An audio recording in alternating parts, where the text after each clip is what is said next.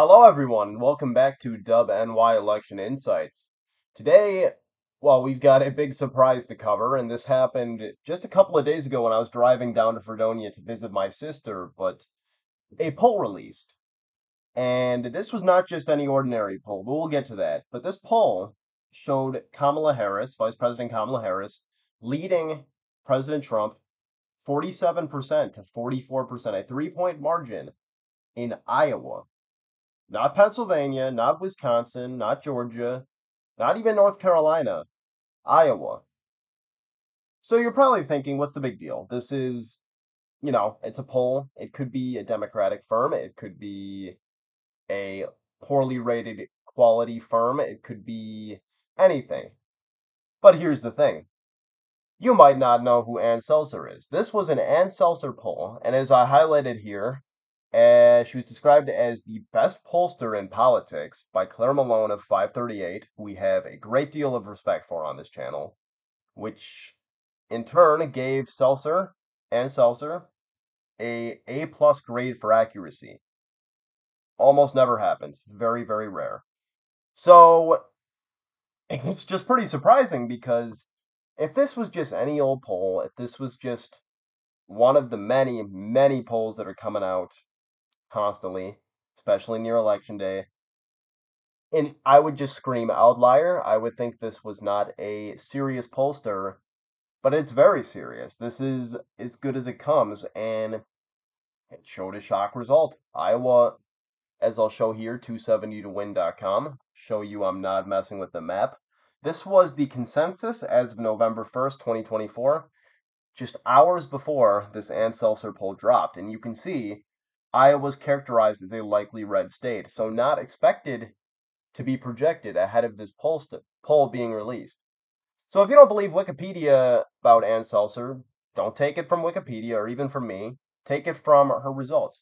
So what is Ann Selzer's polling record? As the article says, Selzer accurately polled Trump's 2020 win over now President Joe Biden in Iowa. In a poll conducted in late October of that year, Selzer showed Trump with a 7-point lead over Biden, 48 to 41. Trump won Iowa just days later by 8.2 points.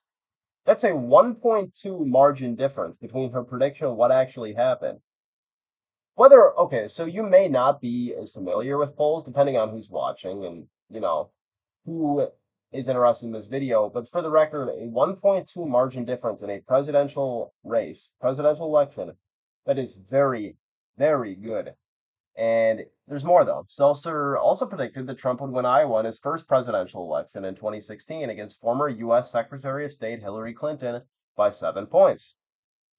The poll showed Trump with 47 and Clinton with 39. As it turned out, Trump beat her by 9.4 points. Margin 2.4, a little bigger, but still very, very good.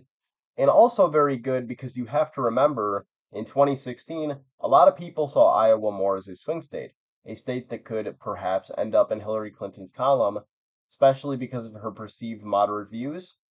So, bold prediction, but wait, there's more. Selzer also predicted Barack Obama in 2012, he would win Iowa. The final poll had Obama up 5 points ahead of Mitt Romney at 47 to 42%. And guess what? Obama ended up taking Iowa by 5.6 points, 52.1% of the vote. Just unbelievable accuracy. I mean, unbelievable accuracy. That was a 0.6% margin of difference. Yeah, Obama got more of a percentage of the vote than the final poll suggested, but that's because that poll only represented 89%. So just shockingly, shockingly accurate. And she does Senate races too, but we're not going to get too far into that. What we are going to do, though, is we're going to look at, this is my presidential map as of today. Whoops, got a couple things here. Let me fill that in. Anything else? No. So this is the presidential map as I see it today.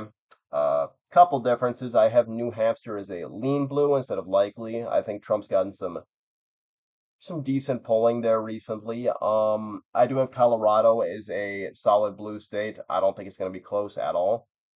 But that's not the point. The point is, since the beginning of this election, or basically at least since Biden dropped out and Kamala began campaigning, This election has lived and died on these 7 states: Pennsylvania, North Carolina, Georgia, Wisconsin, Michigan, Nevada, and Arizona. But what if I told you there may be another new state involved? There may be a new variable in this equation that nobody saw coming, except maybe Ann Selzer. So, as far as Iowa goes, I mean, it's tough. It really is, because most polling has shown, outside of Ann Selzer, that this would be, like I showed on the other map on 270towin.com, this would be a likely red state. However, you cannot discount Ann Selzer's track record. If she's not the best in politics in terms of polling, she is certainly up there. She is top five, absolute lowest. She is just so accurate. So if I had to characterize it today, I don't think Kamala Harris is going to end up winning Iowa, but I think it's going to be close. I would probably put it at a lean red margin, and I think Trump wins it by two. Whoops, sorry. Let me recenter that for us. There we go. Sorry. I do think Trump wins it by a lean margin, but I think it's only going to be 2 to 3 points. I don't think Seltzer is going to be significantly off. There is also a possibility maybe she nails it yet again. Maybe she wins it by 3 points. And if she does, a few new things happen. So, as we've heard this whole election, basically, she needs the 3 blue wall states. If she gets it, she wins. But with Iowa, and let's say she wins Nevada too, maybe she could afford to lose Wisconsin. It opens up a lot of different scenarios. Right now, I'm still going to characterize it as a lean red state, but that's significantly down from where we were just a couple of weeks ago. We thought this was going to be a likely red state, and now honestly, it's a lean red at best. There is a possibility it could be even a tilt red, meaning that could mean less than 1 point victory for Trump, or even a possible win for Kamala Harris. Nobody really knows what's going to happen. But I also wanted to add, let's just say, sure, Kamala Harris wins Iowa by 3 points, like Ann Selzer suggests. Sorry, still getting used to this. Come on. There we go. So let's say she won Iowa.